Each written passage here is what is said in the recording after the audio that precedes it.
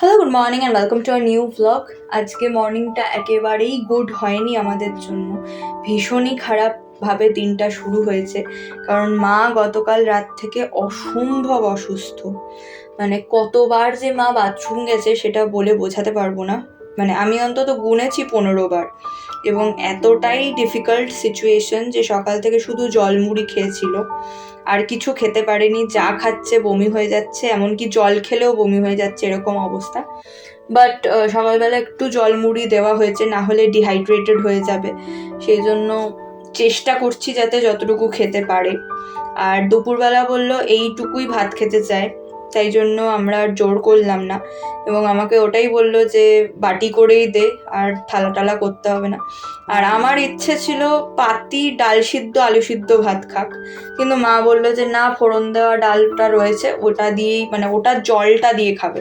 তো ওপর থেকে জাস্ট জলটাই দিচ্ছি, আর ভাত দিয়েছি কোনটুকু তো দেখতেই পাচ্ছ। তার সাথে একটু আলু সিদ্ধ করেছি, সেটা দিয়ে দেবো, ব্যাস, আর কিছু না। তবে আমার একেবারেই সেটা মত ছিল না। আমার মত ছিল না যে ফোড়ন টোড়ন দেওয়া বা শুকনো লঙ্কা দেওয়া এরকম কোনো জিনিস খাক, কিন্তু ওই আর কি, এখন তো নিজে যা ভালো বুঝবে তাই করবে, আর কিছু করার নেই।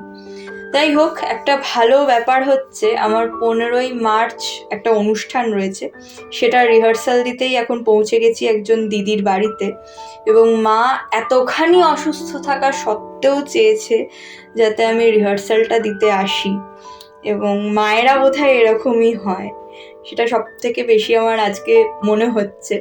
কারণ আমি বলেছিলাম যে থাক, আজকে রিহার্সালে যাব না। বেসিক্যালি পার্টটা আমার তোলাই আছে, বাট তবুও রিভিশন করার মতন। তো আমি বলেছিলাম যে আজকে যাব না, আজকে তোমার সাথে থাকি। কারণ যদি বাই চান্স মাথা ঘুরে যায় বা কিছু হয়, হসপিটালাইজ করতে হয়, কারণ এমনই একটা কন্ডিশন হয়েছিল যখন মনে হচ্ছিল সত্যি হসপিটালাইজ করতে হবে। তো তাও মা ঠেলে পাঠালো। মা কখনোই চায় না যে যে কোনো পরিস্থিতিতে দাঁড়িয়ে আমার যেন কোনো কিছুই হ্যাম্পার্ড না হয়। আমার নাচ গান নাটক সমস্ত কিছু, পড়াশুনো যাবতীয় সব কিছু যাতে হ্যাম্পার্ড না হয়। আর মারা বোধহয় এরকমই হয়, এটা আমার এতটা মনে হচ্ছে আজকে যে বলে বোঝাতে পারবো না। তো দিদি শ্বেতাদি আমাদের হাতে রসনা ধরিয়ে দিয়েছে। এবার মনে হচ্ছে যে সত্যি গরম পড়ে যাচ্ছে। মানে আসলেই এখন চায়ের বদলে কফির বদলে লোকজন রসনা ধরিয়ে দিচ্ছে। তো সেটা দেখে বেশ মনে হলো যে হ্যাঁ, গরম পড়ে গেছে। আর দিয়েছিল সিঙ্গারা, আমরা একদম চুটিয়ে খাওয়া দাওয়া করেছি।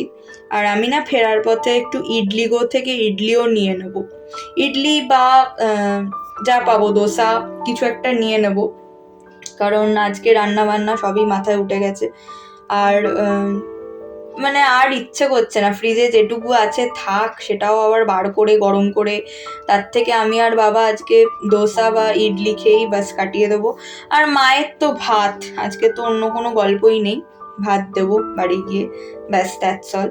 আর তোমাদেরকে একটা কথা বলছি যে সুখস্মৃতি যখন তোমাদের সাথে ভাগ করে নিতে পারি, তখন আশা করি দুঃখের স্মৃতিগুলোও ভাগ করে নেওয়া যায়।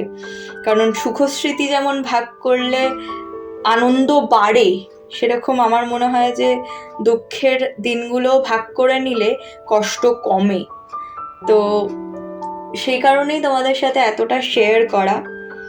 যাই হোক, দেখা হবে তোমাদের সাথে আরেকটা নতুন ব্লগে। Till then tata. সবাই খুব ভালো থেকো, সুস্থ থেকো, সাবধানে থেকো। এবং দেখে বুঝতেই পারছো যে আমি পেপার দোসা নিয়ে এসেছি, আর বাবারটা মশলা দোসা, আমারটা পেপার দোসা। আর তার সাথে এই ডাব্বাগুলোতে করে আমি নিয়ে এসেছি হচ্ছে সাম্বার আর চাটনিটা। আমার কাছে ডাব্বাগুলো ছিল, কারণ আমি বেরোনোর আগে ভাবছিলাম যে আমি যদি নিয়ে আসতে পারি বাইরে থেকে কিছু, তো আমি নিয়ে এসেছি। এটাই আজকে আমাদের ডিনার। দেখা হবে আরেকটা নতুন ব্লগে। Till then tata. সবাই খুব ভালো থেকো, সুস্থ থেকো, সাবধানে থেকো। প্লিজ প্রে করো যাতে মা খুব তাড়াতাড়ি সুস্থ হয়ে যায়। আর অবশ্যই যাতে 15 তারিখের অনুষ্ঠানটা খুব ভালো করে আমি মন একদম শান্তি করে যাতে আমি পার্টটা করতে পারি।